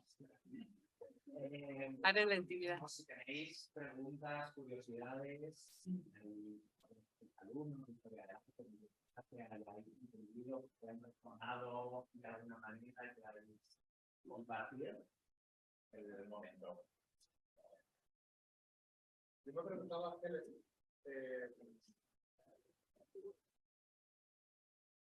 por la utilidad que puede tener la escritura ficcional, pero colectiva, porque al final todos los ejemplos de ciencia ficción, de conversación con los que solemos mover, son una escritura individual. Sí que es verdad que la lectura es colectiva y puede tener lazos, ¿no? Contaminaciones sean que aquellas personas en sintonía con esa fabulación, ese otro mundo imaginado, nos pongamos en común. Pero qué útil puede ser la escritura, que si conoces casos, seguro que sí, ¿no? De esa capacidad o espacios para ficcionar, imaginar mundos de manera enredada. Desde la propia escritura, no desde la lectura. Vale, primero decir que repetir un poco lo que dije al principio es: nadie piensa solo, nadie escribe solo. Sí, escribir solo sí, en el momento que te sientas tienes que estar solo, y es que es un momento horrible, porque tienes que estar sola y no estás sola. Te estás obligando a estar sola. Voy a poner ejemplo concreto. Marge Piercy, no lo dije porque se me fue la olla con los relojes y no pude profundizar. Marge Piercy, para escribir esta historia, tarda muchos años y es una investigación muy profunda, acompañada por enfermeras de los hospitales psiquiátricos que la dejan entrar a los hospitales psiquiátricos para que ella vea cómo vive esa gente. Estamos hablando, ella publica esta novela a principios de los 70, sí, a principios de los 70, ¿no? Entonces ella está pensando con esa gente. Ella está pensando con todas esas madres. Ella no es chicana, Marge Piercy es judía, comunista, ya lo dije. Ella está pensando con esas mujeres que están solas. Ella tiene hijos en su vida, digamos, ella es madre, sabe lo que es ser madre, digamos, criar unos hijos en un lugar como en Estados Unidos. Entonces en ese pedacito de entrevista que no les puse, ella habla de eso, ¿no? Y nos dice, necesitamos ahora más que nunca que se escriban utopías. ¿Por qué no se pueden escribir? Porque hay una situación de precariedad y pobreza que impide que la gente que tenga que escribir esas utopías realmente se pueda sentar a hacerlo. Entonces yo creo que ahí no hay una escritura en soledad. Bueno, la Alicia Campton no la voy a poner porque en realidad no es un texto, es mucho más que un texto.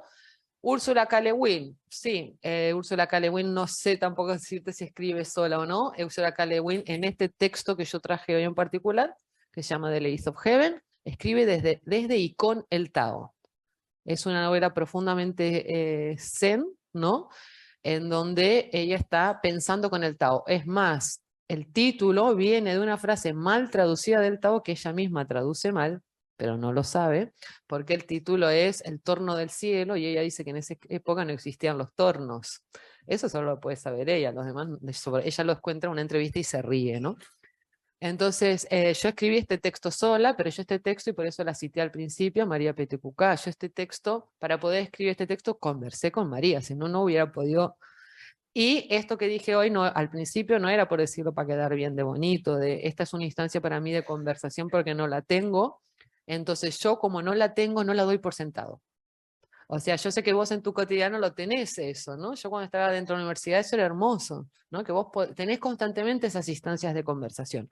Yo eso no lo tengo en mi vida cotidiana, ¿entendés? Entonces, ahí soy muy consciente de ese, que el momento de la escritura, donde vos te sentás y lo haces, sí estás sola, pero No solo porque lo posibilitan eso, porque esa conversación está ahí. Esto que yo te digo, mi conversación con Pedro Soler, a mí esto me va a hacer escribir otras cosas distintas, donde voy a profundizar en esta idea que viene de un activista contra las prisiones, que es una cosa que a mí siempre me produce un poco de fricción, ¿no? Con el tema por odiar las prisiones, y por otro lado pensé, bueno, ¿y cómo contestás el qué pasa sin las prisiones, ¿no? Entonces, que esta persona nos diga que es necesario practicarla como un ejercicio, no como una emoción, como una práctica de supervivencia, ¿no? Entonces, eso para mí es escribir con. Entonces, luego sobre la utilidad de la ciencia ficción en general ya sería otro tema, ¿no? Pero yo creo que no hay una instancia, y cuando la hay, sí, puede haberla, claro que la puede haber, y porque el autor no la reconoce. Por ejemplo, a mí me encanta leer Philip Dick, me encanta, pero es una paranoia de Philip Dick, ¿no? Entonces tú te metes en su mundo y viajas, ¿no? Por esos delirios psicodélicos que para mí tienen mucho más que ver con las drogas que con la ciencia ficción, y yo siento que esa es una escritura que a mí me hace ser una escritura solitaria. No puedo sacar muchas ideas de lo que dice Philip Dick. Me encanta y puedo estar semanas enteras leyéndomelo, pero, ¿no? Pero, por ejemplo, esta novela de Marge Piercy, yo soy una lectora compulsiva que en una semana me leo no sé cuántos libros, pues los tengo que volver a releer porque no me acuerdo nada. Tardé un año en leerla. Porque era tanto, o sea, yo leí una frase y me quedaba ahí como, ¿no? Y ese es el pensar con, digo yo, no sé. Dime.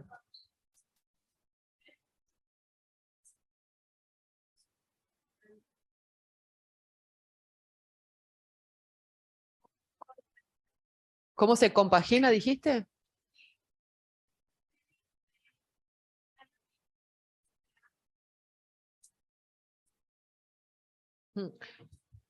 Sí.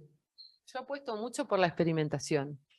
Entonces, yo trabajo mucho en hacer talleres, que le llamo ahora de fabulación especulativa, porque se puso de moda la fabulación especulativa. Pero en realidad son talleres de pensamiento, ¿no? O sea, si hay alguien aquí que asistió a algunos de mis talleres, ¿qué quiere decir de pensamiento? Que no tienen una gran teleología mis talleres. Son talleres donde yo trabajo la metáfora de la difracción. Y tú dirás, ¿qué es eso? No importa. Es cómo pensar, justamente cómo pensar con. Entonces, lo primero es encontrarnos. Después conversar. Y en encontrarnos está el cuerpo. Sin el cuerpo no se puede pensar. Ayer hablamos de los muertos. Donna Haraway que nos dice, tenemos que aprender a pensar con los muertos, porque si no, no podemos pensar. Tenemos que aprender a estar en duelo con las especies extinguidas, por ejemplo. Si asumimos la idea de simbiosis como motor de la vida, tenemos que darnos cuenta que ayer hablaste también del desprendimiento, ¿no? ¿Qué pasa cuando una especie se extingue? Hay toda una transformación impresionante, ¿no? En vez de preocuparnos, fíjense cómo estamos tan excepcionalistas humanos, que en vez de preocuparnos de cuando nos extingamos nosotros, qué va a pasar, estamos todo el propio tiempo preocupándonos, sí, que nos vamos a extinguir, pero que no nos vamos a dar cuenta qué va a pasar con los otros, con lo que quede. Ese sentimiento nos produce tristeza, ¿no? Entonces, ¿cómo se piensa en colectivo? Encontrándose con los cuerpos, hacer que el cuerpo te ayude a pensar, ¿no? O sea, estamos acostumbrados a pensar como una actividad casi virtual como el tiempo, ¿no? Y nos sentamos y pensamos, ¿no? Pensar en colectivo es pensar moviéndose, tocándose. Otra cosa que hago mucho en estos talleres y a mí me sirve mucho, y igual se puede ver en la forma en que escribo, que es, yo puedo leer mucho Walter Benjamin, a la Donna Haraway, o a quien sea, todos estos los puedo leer muchos, pero todos son fragmentos en realidad. Y son fragmentos que se van juntando. Es una cosa además que una vez vos me dijiste que yo no me había dado cuenta ni que lo hacía, ¿no? Que yo pienso con fragmentos y los pongo a conversar a todos, ¿no? Entonces estás todos conversando ahí, ¿no? Ese sí que es mi propio delirio, no es colectivo. Pero ahí yo los puse a conversar, y no estoy tan errada, porque cuando yo escucho por primera vez a Alicia Crampton, estoy lavando los platos, pongo Radio 3 y sale esta, la Dissolution of the Sovereign, y yo dejo todo lo que estoy haciendo y digo, ¿y esto qué es? Entonces, claro, me empiezo a obsesionar con esta persona, el deseo, la fan, es muy importante, porque eso tiene que ver con el amor también, con la emoción. No negar que existen las emociones existen. Entonces, empiezo a investigar y me leo millones de entrevistas, resulta que la señora esta es recontrafan de Donna Haraway, y se veía enseguida en su música, porque hay esta superposición de capas y estas figuras de cuerdas, ¿no? Todo el rato la respuesta a tu pregunta igual serían las figuras de cuerda. Donna Haraway utiliza la idea de las figuras de cuerda que tiene que ver con el tejer y tiene que ver con lo colectivo. Entonces, ¿qué es interesante lo de las figuras de cuerda? En la figura de cuerda yo hago un diseño y son mis propias manos, pero para que tenga un sentido de juego, yo tengo que pasar el diseño a otra persona, porque si no, el juego se acaba enseguida, no tiene sentido. Entonces yo hago mi diseño y yo te lo paso. ¿Y ahí qué hay? La confianza. Stenger nos dice, la confianza es uno de los nombres del amor. Por eso nunca se ha de ser indiferente a la confianza que se inspira.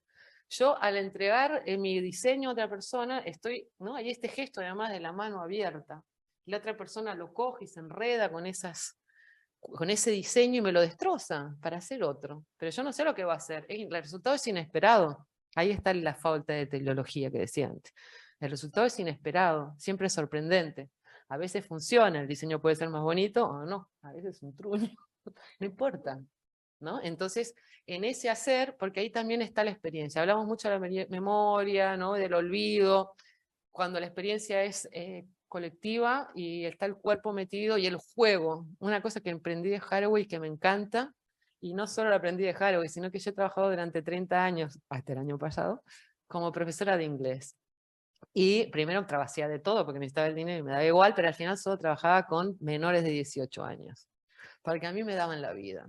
Y aprendí a jugar, ¿no? Entonces yo hice mucho teatro también. Y en el teatro se trabaja mucho el juego. Y a mí todas esas herramientas me parecen tan importantes, ¿no? Porque ese es el pensar en colectivo, ¿no? Y en colectivo también, para veces que somos colectivos que son muchas personas. No, colectivo es también, ayer se habló arte, ciencia, activismo. Decimos, transdisciplinariedad, hay que mezclar todas las disciplinas, pero es que están separadas la ciencia, entonces las disciplinas científicas las mezclamos, pero dentro de la ciencia. Después está el arte y después está el activismo, ¿no? ¿No? Y cuando todo se mezcla, es como, mira qué original. Es que todo está mezclado en la vida verdadera, somos nosotros los que lo estamos todo el rato, ¿no? Y eso para mí hay formas de instancias en donde el proyecto ayer, que no me acuerdo quién pasó, del Coral Reef Project, lo pasaste vos, Isabel, que es el proyecto de estas dos hermanas gemelas, que una es artista y la otra es matemática. Sí, las dos son como artistas y una es científica. Y se juntan a hacer este proyecto de tejido colectivo, ¿no? Sobre los arrecifes de coral, ¿no? Con plásticos. Entonces, a través fíjate el proyecto, es muy sencillo, tejer juntas tiradas en los arrecifes de coral. Se monta un pitote muy grande. ¿Por qué? Porque es un pensamiento colectivo que se materializa. La cuestión es cómo se materializa.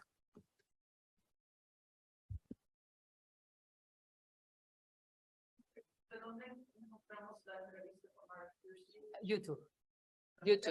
La iba a poner ahí, pero en el YouTube pones March Piercy con Sony. Con Sony es la editorial, porque cuando se publica la novela hacemos una charla con ella. Yo no sé si no estábamos confinados, José. No me acuerdo. Hacemos una charla con ella y por eso pon con Sony. Y la parte que iba a poner es la principio, donde le preguntan para qué. Claro, estamos en el momento de la pandemia. Fue muy fuerte, ¿no? Todas las cosas que pensamos en ese momento. Y le preguntan qué necesidad de utopía hay, ¿no?